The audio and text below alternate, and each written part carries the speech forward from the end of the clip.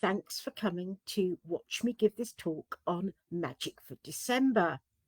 I'm Lucya Starza and I write a Bad Witches blog, and I've also written some books for moon books, as those who regularly come to my talks will know: candle magic, guided visualizations, scrying, that's the one that's going to be coming out early next year, puppets and magical dolls, and everyday magic, which is the one that I edited. I also write for the Moon Books blog, and this talk will stay on Facebook, so you can, if you're not watching it live, it will stay here and you can watch it later, and I'll share it to my YouTube channel later on. Now, if you're watching this live, then I should be able to see comments, and I will answer questions at the end. So, hello if you are watching.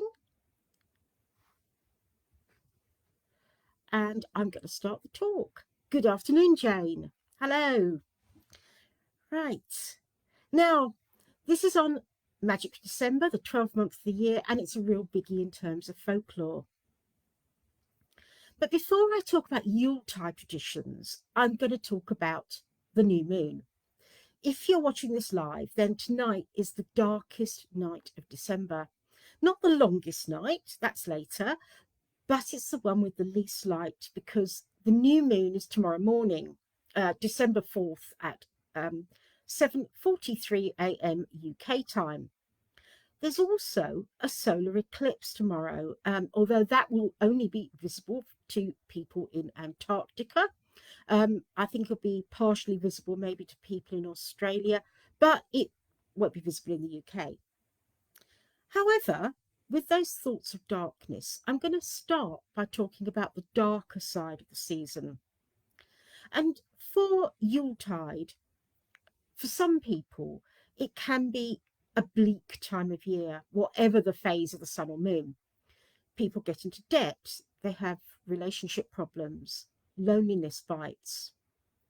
Illnesses are on the rise, even in a normal year.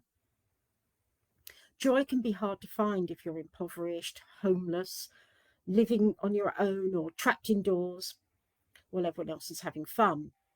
And even for the rest of us, the season for giving can stretch us to our limits in terms of time as well as money. It can be a difficult time. That commercialised Coca-Cola image of a jolly Santa making everyone happy has a bitter flip side. We could do well to reject the advertising dream world we're being sold. Stick to what we can afford, if possible. If we have time or ability, we can make gifts for people instead of buying them. Not everybody can afford to buy gifts, or not everybody has the ability to make gifts or the time to make gifts. It's okay. People will understand. If you say, I'm really sorry, but I'm just not giving any gifts this year, or I'm only giving gifts to children, that really is fine. Don't get yourself into debt over something like that. That's not what Christmas is about, or Yuletide. It's okay to ask for help, whether that's from friends, the community, your GP, or whatever. And if you do have a little bit of extra cash to spend, then consider perhaps giving to charities or spending a bit of time helping charities. And it doesn't have to be charities. You can also think about neighbours and ask them if they're okay, or if they need anything fetching from the shops. You could phone up relatives who might be elderly and living on their own. So for me, now I'm talking about magic for the month, and so far I've really been talking about practical things, but I'm going to relate that to tarot. And for me, the card that really relates to that dark, bleak time of year when things can be difficult is the Five of Pentacles. It shows two people struggling in the snow, limping past a stained glass window through which light shines. And it's from the Rider-Waite-Smith deck, which has its anniversary this month, because it was published on the 14th of December in 1910. The divinatory meaning of the card is people who are in need in the midst of plenty. It stands for material problems, either because of want or some other cause, but it also depicts people who have, or what the description says is, not yet grasped the inner light. Now, although that image could be a church window, I'll show it again, it could be a church window, the fact that it has pentacles and a tree of life gives it a slightly more esoteric meaning. On the winter solstice, the message to me is about light returning and the return of the sun. After the solstice later in the month, the days will start to get longer and the nights shorter. The sun will return and grow in power each day. It offers hope for the future. It might be bleak now, but spring and summer will return. Better times will return. I'm going to talk more about fortune telling later on New Year's Eve, because there's a lot of New Year's Eve fortune telling traditions. But now I'm going to get a little bit more cheerful and talk about early December Yuletide customs, starting with trees. Now, last year, as far as I can tell this year too, more people have put up their trees at the start of December than used to be the case. And I think that's because everybody needs extra cheer in hard times, but it also demonstrates how folk customs do change over time. They're not constant, they don't stay the same. There isn't one kind of golden age when all the folk customs were correct, and if we do it differently from that, we're doing it wrong. As I'm sure most people are aware, Christmas trees themselves only became popular in England after Queen Victoria and Prince Albert had one in their home in 1848. And despite what some Facebook memes doing the rounds say, trees are not ancient pagan customs. In the book Stations of the Sun, Professor Ronald Hutton wrote that Victorians in England adopted Christmas trees as a secular and family-centric way to enjoy Christmas rather than a religious thing. It means that we can all quite happily do so without arguments about whose tradition it belongs to. The first weekend in December, so that's this coming weekend, is in England is National Tree Dressing Day, and it honours living trees. The custom was introduced in 1990 by the charity Common Ground, and the website says, trees carry stories and put us in our place, outliving us if we let them by many generations. In towns especially, they help to clean the air, fix carbon, reduce noise, reduce flash flooding, provide oxygen, shade, beauty, and attract wildlife. Yet they're under constant threat from vandals, vehicles, and over-cautious councils and insurance companies. Often we take them for granted and feel sad if we've acted too late to save them. Now, if you're decorating a tree outdoors, and a lot of people do take the decorations down at the end of the festive season, or hang up something like bird food or slices of fruit that the wildlife can enjoy. I think most pagans are aware these days that leaving man-made stuff on branches can damage them, and it can be really harmful for wildlife. They can eat plastic or get tangled in it. And that is, of course, against the ethos of Tree Dressing Day. Now, Yule trees are often fir or pine trees. To distinguish them, pines have needles in groups, while fir or spruce trees tend to have twigs with needles that aren't grouped. Oh, hello, I see there's a few more people joining. That's absolutely lovely. Hello, Billy, and hello, Hildegard. Now, yes, talking about trees, pine is one of the trees of the Ogham, the ancient Irish alphabet that can be used for divination. Hi, I see more people joining, but I'm just gonna carry on and I'll answer questions in the end. That's probably best. It's going to be quite a long talk today, I think. Yeah, so in the Ogham, pine represents rising above adversity, perhaps through a heightened state of consciousness gained through pain or suffering even.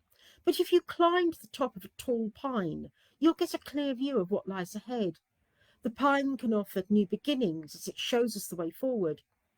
If you have a pine Christmas tree this year and want to start collecting your own sticks for Ogham, you could save a stick and dry it, and then carve the symbol for fir into it. Or you could go for a woodland walk and collect sticks that way. I do love to go for a woodland walk every winter before Yule, and collect some sticks to decorate the place with. And now mistletoe. Steve Roud in the English Year wrote that the one thing the Victorians didn't invent was kissing under the mistletoe. Before Christmas trees, people would hang a kissing bough from the ceiling, and these are wooden hoops hung with greenery, especially mistletoe, and they were at one time the centrepiece of seasonal decorations before trees. It was said that you could dream of a future husband. I don't know whether a future wife as well, but it says husband in what I read. If you put mistletoe under your pillow.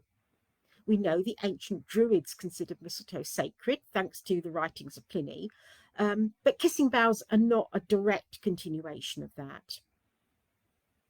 Professor Ronald Hutton in the Stations of the Sun writes, Pliny doesn't give seasonal times it was picked. Well, no, he doesn't, but mistletoe is actually comes into berries really from late October, so it would have been picked in the winter, I think. In Norse mythology, Frigga, goddess of love, wanted to protect her son Balder. She made everything connected to the four elements, air, fire, water, and earth, promised not to harm him. However, Loki got around this by making a mistletoe arrow. Mistletoe was thought to live between the elements. He gave it to the blind god Hoder, who unintentionally shot Balder. Frigga's tears became mistletoe berries. In some versions of the tale, he got better, was restored to life, which is that people being restored to life is a recurrent theme in folklore, folk customs around this time of year. And Frigga turned mistletoe into a symbol of love. The ancient Greeks and Romans also thought mistletoe had supernatural properties. In Virgil's Aeneid, mistletoe is compared to the golden bough, the mythological tree that had powers over life and death. There are other contenders for the golden bough, actually, including yew.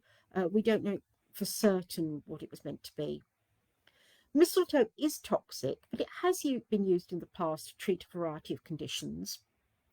I wouldn't try it yourself. Some people get an adverse reaction even from touching it, so be careful. Mistletoe is hemiparasitic, so it gets some water and nutrients from the tree that that is its host, often apple or poplar and sometimes oak, but it is also capable of photosynthesis. It does provide food for birds during the winter, including the missel thrush, which that's what it gets its name from. The missel thrush propagates it quite in its droppings. Holly, bringing holly into the house in December, is more ancient than Christmas trees.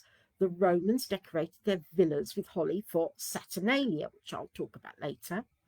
Magically, holly has protective powers.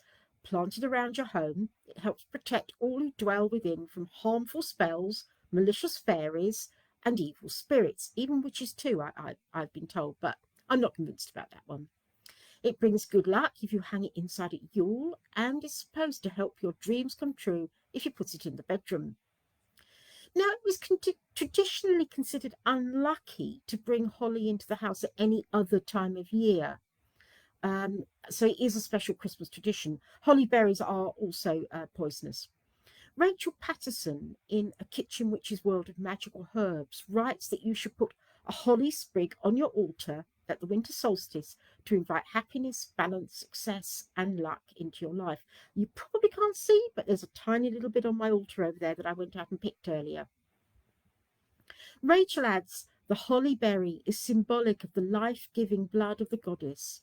To work with fertility and feminine sexuality, take 3 holly berries and throw them into water, and make your request to deity as you do so. I agree with Rachel that holly is a tree of the goddess rather than the god, although many books on herbal magic list holly as male. Actually, holly trees, or more accurately shrubs, can be male or female. Only the female bushes have berries, and they need to be close enough to a male for the flowers to be pollinated. So if you've got a holly tree in your garden that never has any berries, it's either a male or a lonely female.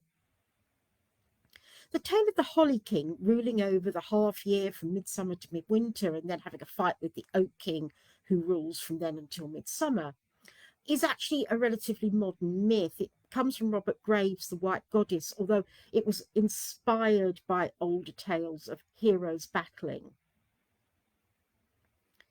Ivy, Holly's co-star in the Carol, the Holly and the Ivy, is another Yuletide evergreen.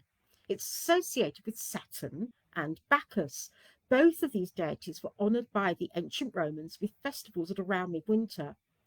Worshippers of both of Bacchus and the Greek Dionysus carried a thyrsus, a staff wound with ivy leaves, in dances to honour their god. The worshippers carried them, and the staff is supposed to represent the male member, and the ivy symbolises the feminine.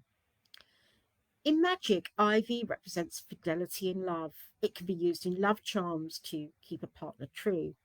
Rachel Patterson writes that an ivy wreath in your home can bring love and abundance and keep negative energy out. Now on to some festivities in December. The Krampus has become really popular outside his native Germany and other Central European countries. The folk tales are that on December 5th, the night before the feast of St. Nicholas, the Krampus sorts good children from bad. Now, he doesn't just not give them presents. He's the monstrous figure with horns. He beats naughty children with a stick, puts them into a sack, and sometimes does even worse things to them, like eat them. Krampus Night, or Krampusnacht, I probably mispronounced that terribly, is nowadays, it's often a time for carnival type celebrations with people dressing up as the Krampus. Some sometimes dress up as Frau Perkta, which is a Nordic folktale character and possibly an aspect of the goddess Freya. The Krampus himself is possibly a version of the son of Hel, who is the Norse goddess of the underworld. And another suggestion is that a dark version of the Yule goat, which is a Scandinavian figure associated with the end of the harvest and often represented with straw effigies at Christmas.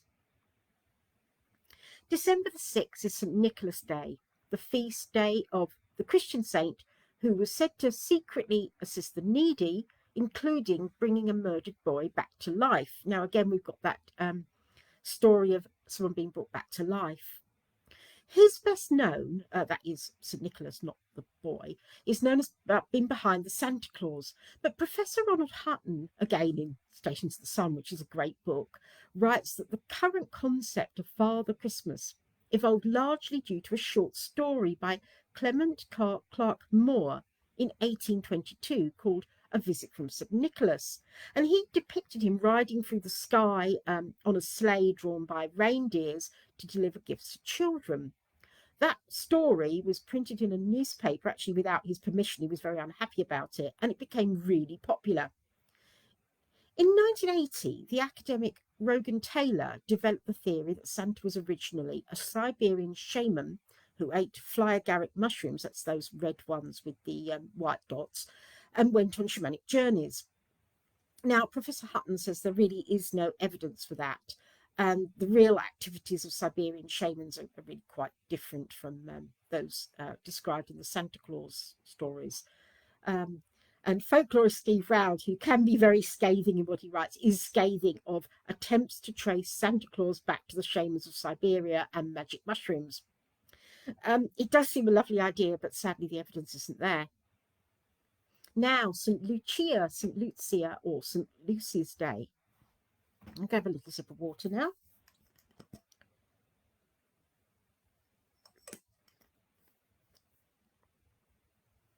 Now, my name is Lucya, and my name day is on December the 13th, as that's St. Lucia's Day in Poland. In Scandinavia and Italy, it's called St. Lucia's Day, and in England, it's often called St. Lucy's Day. They're all variant spellings. The feast of St. Lucia, or Lucy, is a festival of light.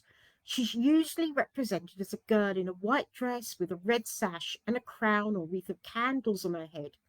Obviously, for modern celebrations, it'd be far too dangerous to put real candles on any children's head. Yeah, you wouldn't put real children on children's heads either, I don't think. But yeah. Now, I have actually worn a candle crown myself.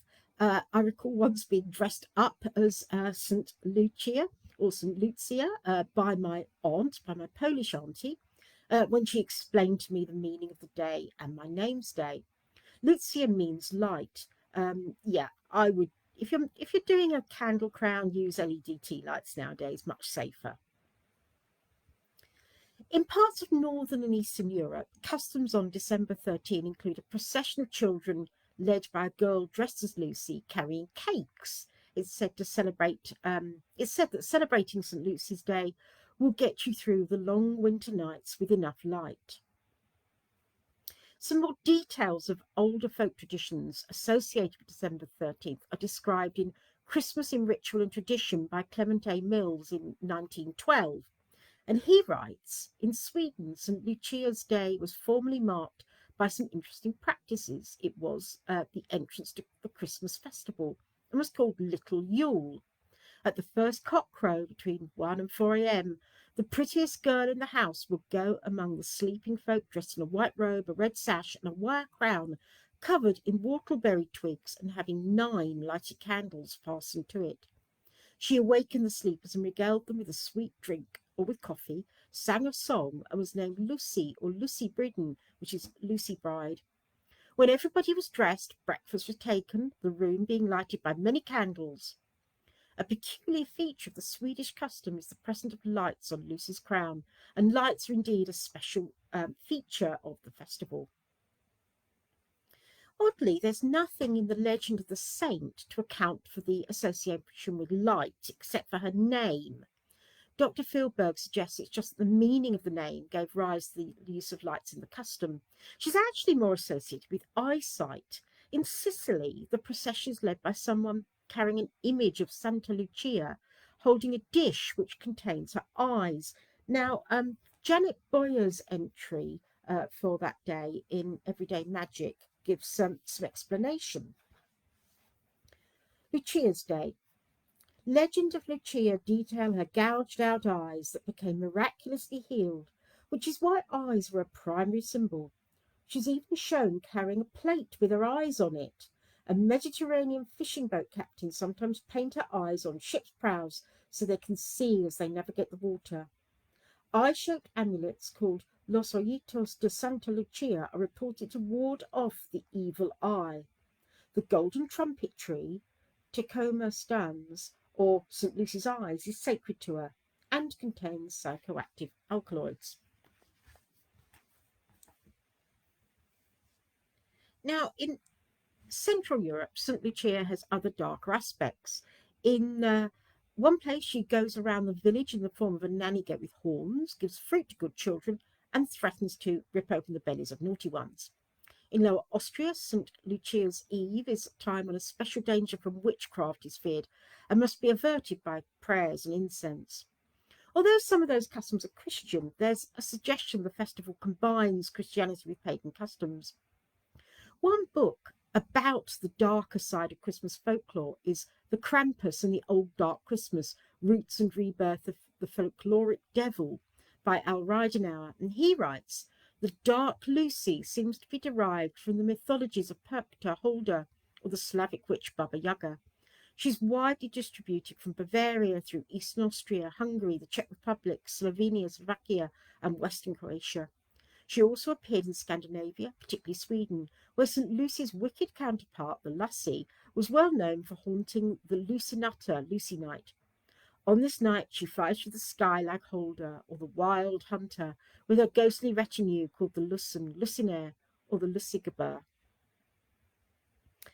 Now, a festival that is definitely pagan, Saturnalia. That's on December the 17th, and it's an ancient Roman festival celebrated in a similar way to Christmas today. Celebrations lasted about a week, and it was a time for feasting, gift-giving, drinking, and merriment. People had parties at home and got time off work. People elected a king to organise pranks or dares. And the idea of the Lord of Misrule is thought to originate in Saturnalia customs. Professor Hutton writes that the Roman mock kings of Saturnalia were either continued or revived in medieval courts. In France, they elected a bean king. By the 14th century, the custom was mostly continued in villages by youths, but in England, King Henry VII, Henry VIII, and Edward V engaged a lord of misrule at Christmas to devise entertainment. Eventually, it became an English household Christmas night custom to select a bean king, and you would find a bean. There'd be a special cake, and you'd find a bean in it, and if you found the bean, you were the bean king. That was adopted from France, and in the 19th century, that really got replaced by the silver charms in Christmas puddings. Now, on to the full moon, which is on December the 18th this year. December's full moon is sometimes called long night moon because it's closest to the longest night of the year. And I feel this moon is powerful because it rises early and is visible for a long time. It's a good time for spells of renewal or endurance and for meditating on personal spiritual journeys and transformations. It's a really good time to do a guided visualization or path working. If you're interested in doing that, then there are some on my blog at www.badwitch.co.uk. There are some guided visualizations specifically for Yuletide. And also in my book, Guided Visualizations, there are some in that.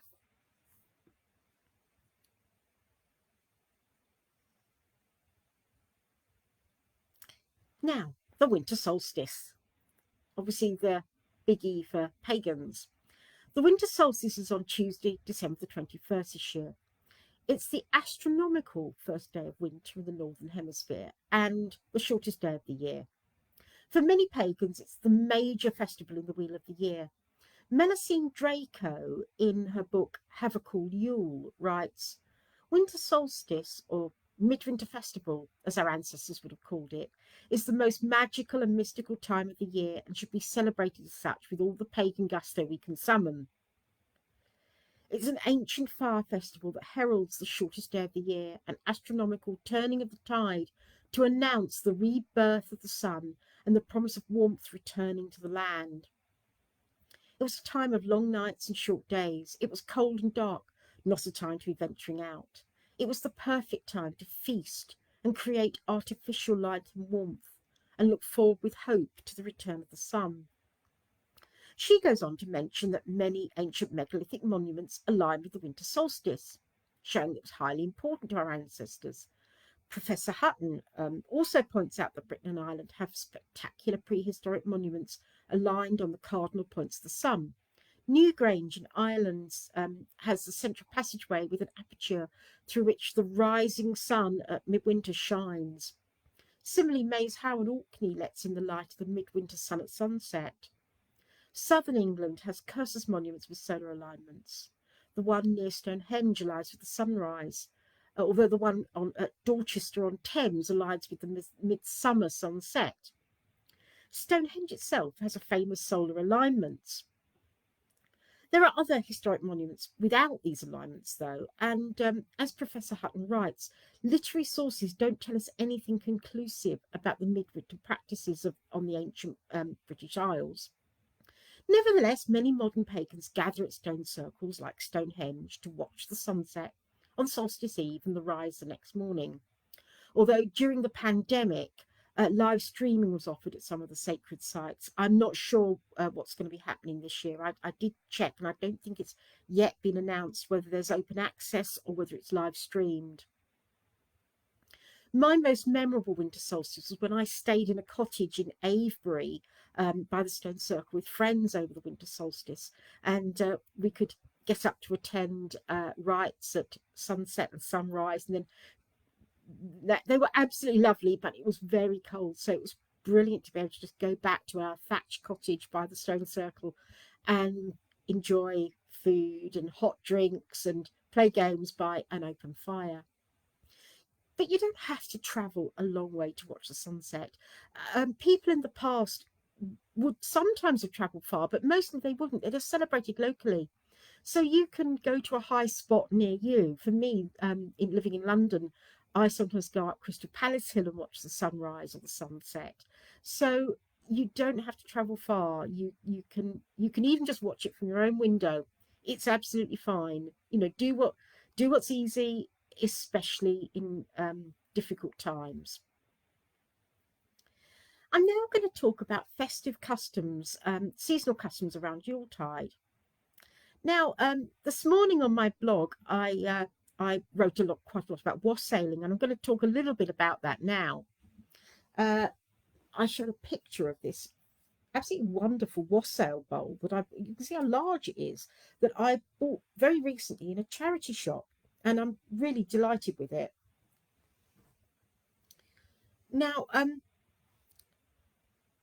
wassail comes from Old English and means good health. Melusine Draco in Have a Cool Yule writes that the midwinter tradition of wassailing falls into two distinct categories: the house visiting wassail and the orchard visiting wassail. The house visiting wassail is the practice of people going door to door, singing and offering a drink from the wassail bowl in exchange for gifts.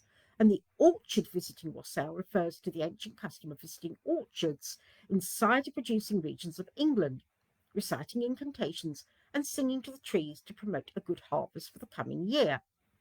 And one year I did wassail my own apple tree in my garden, and that year we got a bumper crop. And I've heard other people saying similar. So, you can't prove magic works, but sometimes it does seem to help. Now, Professor Hutton mentions that other customs developed around the ritual too. For example, in parts of Sussex, those who drank from the wassail bowl had to walk around the bowl sunwise and stir it with a silver spoon. In other places, wassailers were accompanied by young girls carrying a box in which there was a doll who had been decorated and covered up with a cloth, and people would pay money or give gifts in order to see the doll. And I'm actually going to be blogging about that particular custom more a little bit closer to Yule. Wassailing is one Yuletide tradition that might date back to ancient times. Steve Roud, who is a pretty sceptical folklorist, in the English Year writes, of all the Christmas customs that are believed to be remnants of ancient luck-bringing rituals, wassailing is the only one with any reasonable claim to this description. It is overtly concerned with wishing prosperity on those visited, and he also writes that there's little historical evidence that wassailing customs go back earlier than the late Middle Ages.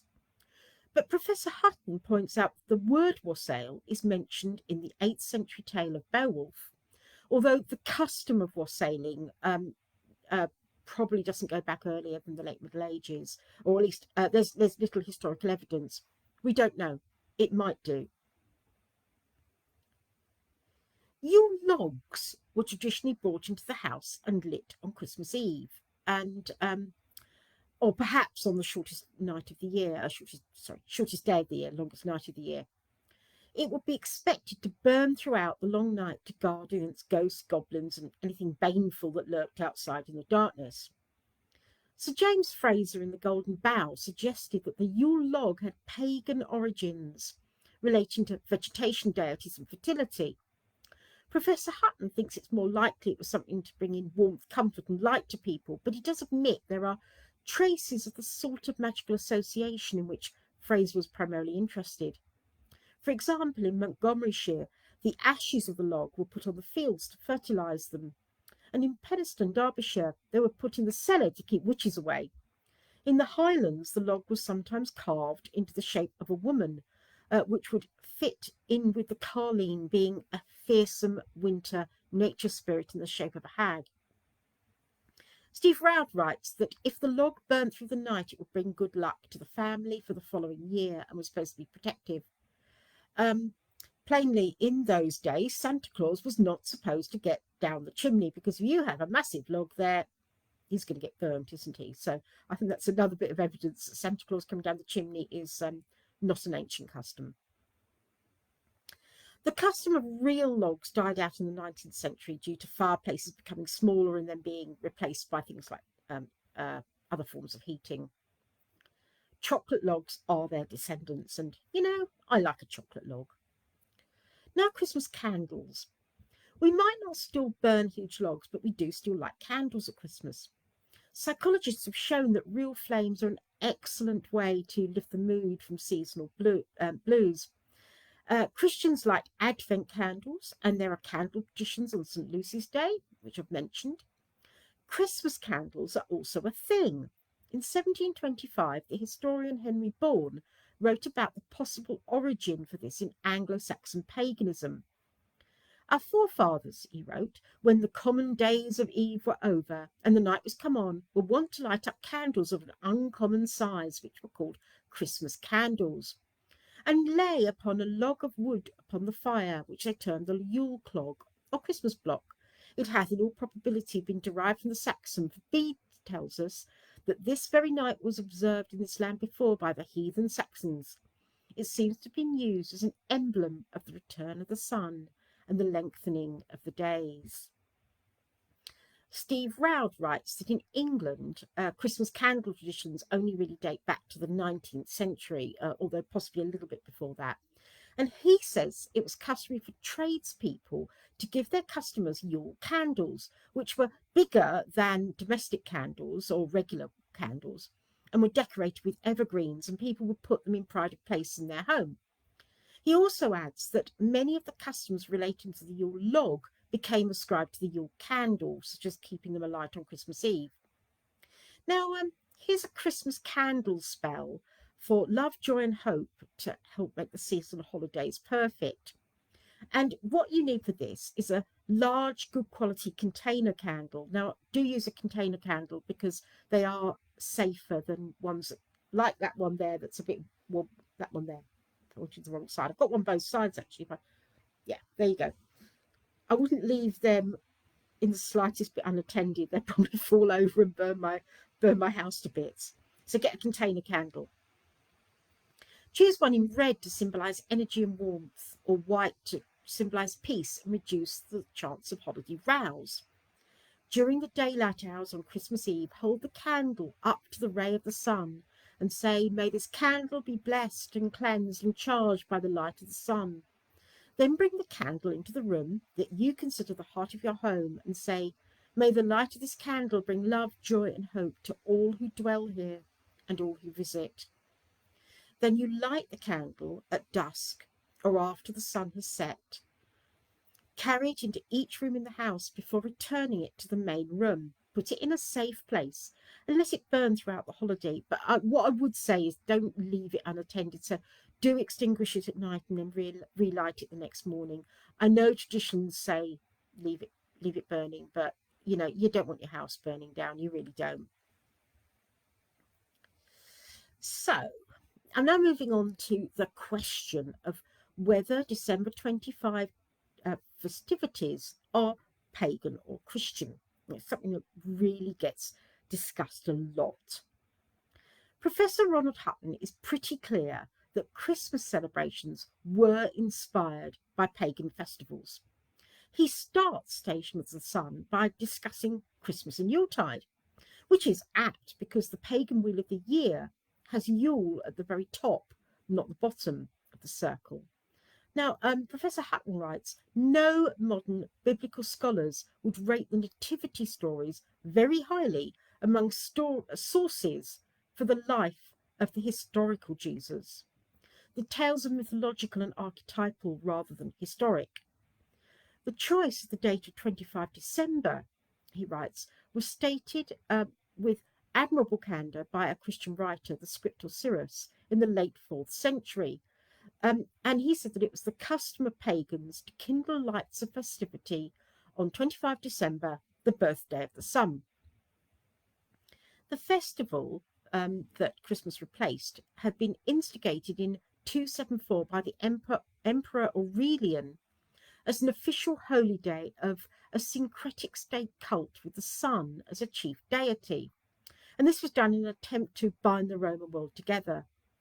The new Christmas absorbed this and earlier festivals like Saturnalia. Bede, in Anglo-Saxon times, writes, the most important annual festival of the English had formerly been what they call Modronat, or Mother Night, on 24 December of the Roman calendar. And it was a kind of New Year celebration. However, most historians regard Bede as unreliable because his knowledge of early events was a bit sketchy. Professor Hutton writes, in the 11th century, the Danish rule over England resulted in the introduction of the colloquial Scandinavian term for Christmas, Yule. The origin of the word is unclear. The earliest Scandinavian literature does not refer to it, but to an undoubted pagan feast in October, the winter nights, which opened that season. Some medieval writers did believe that Yule was just as old, notably Snorri Sturluson in the 13th century. Now, apparently, it was customary to sacrifice for an easy winter during that time. Now, Professor Ronald Hutton writes that consensus between Bede and Snorri that the winter solstice was a major feast of the ancient Scandinavians and Norse people and open their year is still an impressive one. So, it is quite possible, very likely, in fact, that, yeah, it absolutely was a pagan festival. There were pagan festivals really for a lot of that time, and Christmas was plonked on top. Now, some customs that might have ancient roots, starting with midsummer plays, sword dances, and Morris. Mumming plays and sword dances are midwinter customs in England, which have invited speculation that they might be ancient and pagan. Now, Professor Hutton points to the influence of Sir James Fraser. In folklorist thinking, ancient pagan rituals could be determined by studying folk traditions such as mumming plays, as well as sword dances and Morris dancing. Mumming plays often depict two people having a fight, with one being slain and then being revived by a doctor. Notice that theme again? Someone dies and gets brought back to life. There are other characters as well, such as a fool, Father Christmas, and Beelzebub, among others. The sword dance often had lead characters who could be a man in woman's clothing or a captain, and they involved people clashing swords.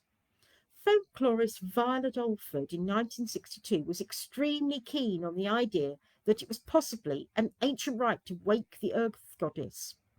The idea was popular right up until the 1990s, even in academic circles. The mummers' plays and sword dances that were thought to be ancient, however, actually only really dated from the 18th century. There were some earlier plays, but they didn't actually have those elements in them, or at least that's as far as history can tell. Nevertheless, the actual evolution of the play and the dances does remain a bit of a mystery. So it is possible, but there's very little evidence. Now, the hobby horse and the horn dance. Things are quite different with the hobby horse and horn dance customs. Professor Hutton writes that there seems to be a genuinely old Celtic literary and folkloric motif to the Marilude or the hobby horse tradition from Wales, in which a horse skull is mounted on a pole and taken from door to door. There are horse traditions in various places.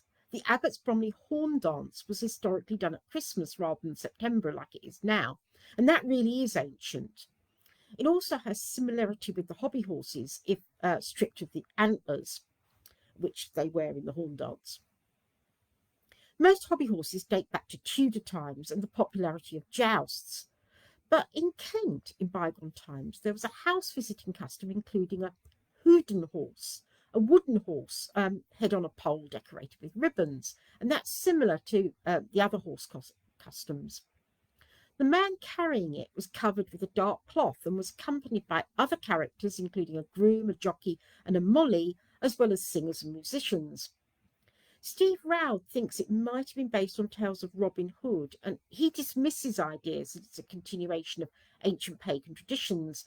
And he writes, least plausible of all is that it is a survival of the worship of the pagan god Woden, as it's quite improbable that a custom openly named after a pagan god could have survived over 1,000 years of jealous Christianity.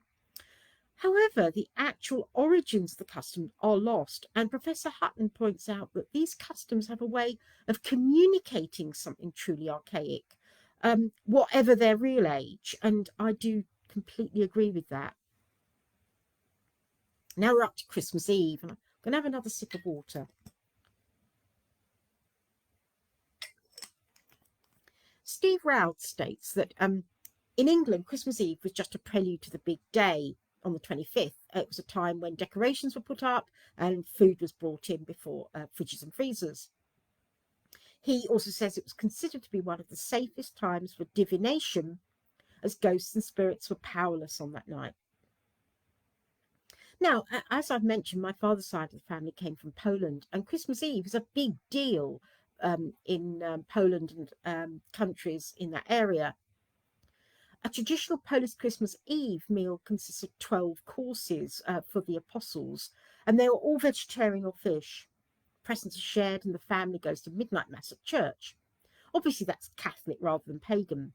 But it always struck me as odd that there are so few Christmas Eve customs in England, except things like carol singing and hospitality visits. Christmas Day. For modern pagans, the question often asked is whether it's okay to celebrate on December 25th. Now, we've already looked at the history and that it almost certainly isn't Jesus' real birthday. Lots of customs, from Christmas trees to card giving and crackers, date back to roughly Victorian times, and they're pretty much all secular rather than religious. So for my mind, it's perfectly fine to observe the winter solstice on the 21st as a pagan spiritual festivity, and then enjoy a secular holiday with family on the 25th. But if you do want to honour a pagan deity on the 25th, then why not raise a toast to Bacchus, god of wine, and traditionally honoured at that time of year. On Boxing Day, there was traditionally a really horrible folk custom called hunting the wren. Professor Hutton mentions that killing a wren was normally considered unlucky as far back as ancient Greece and all over Europe. In Ireland, the bird was associated with divination and prophecy. Yet in Britain and Ireland, there was a tradition of hunting a wren on Boxing Day. It was often done by boys, and they would hang up the wren that they had caught. Sir James Fraser saw it as a classic case of ritual sacrifice of an animal normally considered sacred. Hutton says that might even be true, but there aren't any historical records from ancient or medieval times about it. It might instead be a festive reversal of the norms or mocking of superstitious customs from the past. Hunting wrens is recorded in the 18th and 19th centuries in Britain and Ireland. It died out, thankfully, in the 20th century. And I would say that that is one of those examples of an old folkloric custom that should be allowed to die out. You know, it should not be reenacted. Sometimes there are things that were done in the past by ancient pagans or by people from many different customs that are just really pretty horrible, like hunting wrens and hanging them up. And yeah, we're modern pagans. Let's do what we feel is right. New Year's Eve. Celebrations of New Year's Eve got a boost after the Reformation, when celebrations of Christmas came under attack as being too Catholic. In Scotland, people switched their celebrations to New Year's Eve and got a feast, had a feast called Hogmanay. The origins of the word probably come from a French term for New Year. Hutton writes that the Reformed Kirk in Scotland had caused the Lowlanders, at least, to abandon the Christian festival of Nativity for a semi-secular one to honour the new year, much closer to the pattern of the pagan Vikings and Saxons, and perhaps the ancient British as well. He writes that Scottish customs before New Year of seining, or burning herbs including juniper berries as a cleansing rite, might possibly date back to pagan times.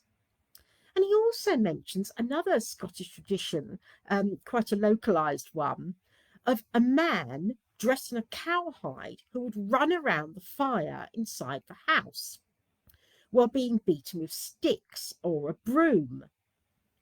The hide would then be set alight and swirled about. Hutton says it might be similar to seining rituals.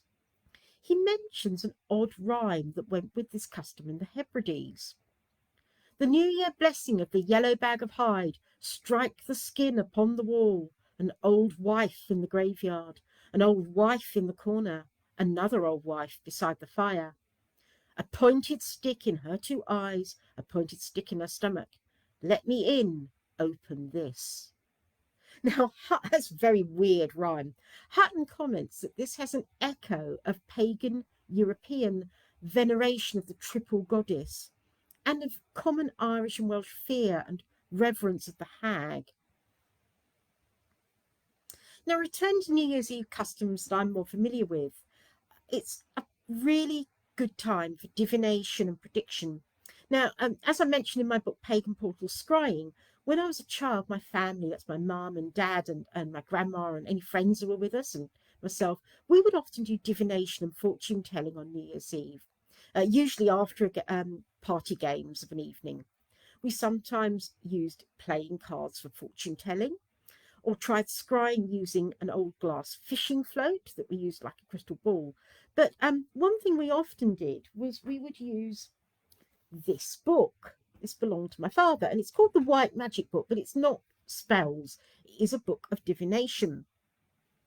Now, the idea is that there's a whole list of questions that you can ask, and the one that we always used to ask, and it's actually got a pen. You probably can't see. The question we used to ask has a pencil mark by it. What have I to expect during the next 12 months? Now, I had to go doing this again this morning. Now, what you do after you've asked your question, you turn to a table and you close your eyes and you go like that. You point your finger down and you get a symbol. You then turn to this table, which has all the symbols, and you cross-reference your question number with the symbol, which gives you a page number, and you look it up. And what the answer for me was, when I asked my question this morning, you will meet someone who will quite unknowingly be of great use to you. Well, I think that's pretty good. I'm quite happy for that. I'm not sure who the unknowing bit is. Is it me who'll be unknowing or them? But anyway, meeting someone who's useful, always good news.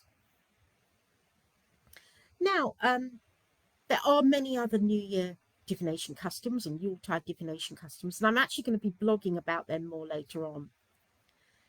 That's the end of my talk on Magic for December, except, of course, to wish you all a very happy Yuletide and wassail for the new year. Now, if you are watching this live and if you have any questions, then do ask them. I'm going to hang around. I know it's been quite a long talk, about an hour of talk, this one. There's a lot to get through in December. So if anybody wants to ask a question, then I will answer it. I'm not seeing any questions. I'm going to say hello to people who've joined us later. Hello, Mandy. Hello, Gavin.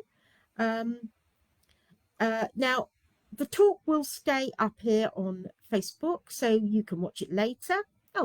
Oh, thank you very much, Jane. Very happy Yuletide to you and yours too. Thank you very much. I do put my talks on my YouTube channel, which you can find by searching for Lucya Starza. And yeah, I'm going to give the shameless plug for my books. Now, Guide Visualizations was actually launched last Christmas, and it does, as I said, it does have Yuletide visualizations in it.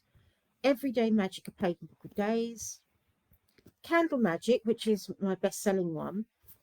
Scrying. Now, that is officially published early next year, but I know that Treadwell's will have some copies earlier than the official publication date. So yeah, do go and ask to reserve a copy at Treadwell's if you want a copy. And Pagan Portals, Poppets and Magical Dolls. Yeah, that's the shameless plug. I have to give a shameless plug for my book. But thank you all very, very much. And I know that I've been giving talks on Magic for the Month every month this year, and thanks very much to everyone who's come along and listened to them. Oh, Hildegard, thank you very much. Happy Yuletide to you as well. Anyway, I am oh, Alex, hello Alex, Yule blessings to you as well. Well, hello Iden Journey, hello. Wonderful. Yes, you can catch up. It will stay here and I'll put it on YouTube. So anyway, I'm going to say goodbye and have an absolutely wonderful rest of the year.